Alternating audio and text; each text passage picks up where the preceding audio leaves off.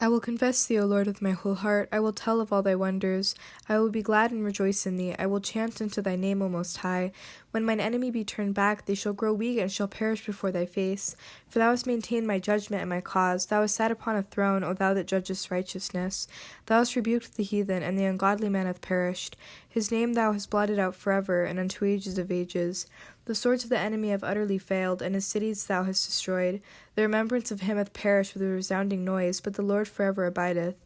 In judgment hath he prepared his throne, and he himself will judge the world in righteousness. He will judge the peoples in uprightness. And the Lord is become a refuge for the poor man, a helper in times of well-being and afflictions. And let them know that thy name hope in thee. For thou hast not forsaken them that seek thee, O Lord. Chant unto the Lord who dwelleth in Zion. Proclaim ye his ways among the nations. For he that maketh inquiry for blood hath remembered them. He hath not forgotten the cry of the paupers. Have mercy on me, O Lord. See my humiliation which I have suffered from mine enemies. O thou that dost raise me up from the gates of death, that I may declare all thy praises in the gates of the daughter of Zion.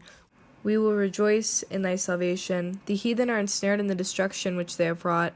In this snare which they hid hath their foot been caught.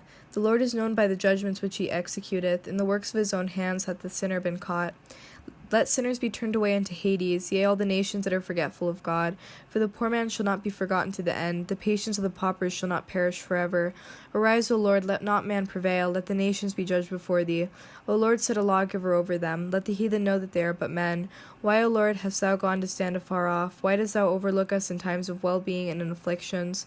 When the ungodly man is arrogant, the poor man burneth within. They are caught in the counsels which they devise. For the sinner praiseth himself in the lust of his soul, and the unrighteous man likewise blesseth himself therein. The sinner hath provoked the Lord according to the magnitude of his wrath. He careth not, God is not before him. Profane are his ways in every season. Thy judgments are removed from his sight. Over all his enemies shall he gain dominion. For he said in his heart, I shall not be shaken. From generation to generation shall I be without harm. With cursing is his mouth filled, and with bitterness and deceit. Under his tongue are toil and travail. He sitteth in ambush with the rich in secret places, that he may slay the innocent. His eyes are set upon the poor man. He lieth in wait in a secret place like a lion in his den. He lieth in wait to seize upon the poor man, when he draweth him in. In his snare will he humble himself. He will bow down and fall while gaining dominion over the poor.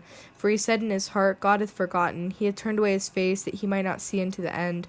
Arise, O Lord my God, let thy hand be lifted high. Forget not thy paupers to the end. Why hath the ungodly one provoked God? For he hath said in his heart, he will not make inquiry. Thou seest, for thou understandest travail and anger, that thou mightest deliver him into thy hands. To thee hath the beggar been abandoned, for the orphan art thou a helper. Break thou the arm of the sinner and of the evil man. His sin shall be sought out and found no more. The Lord shall be king forever, and unto ages of ages. Ye heathen shall perish out of his land. The desire of the poor hast thou heard.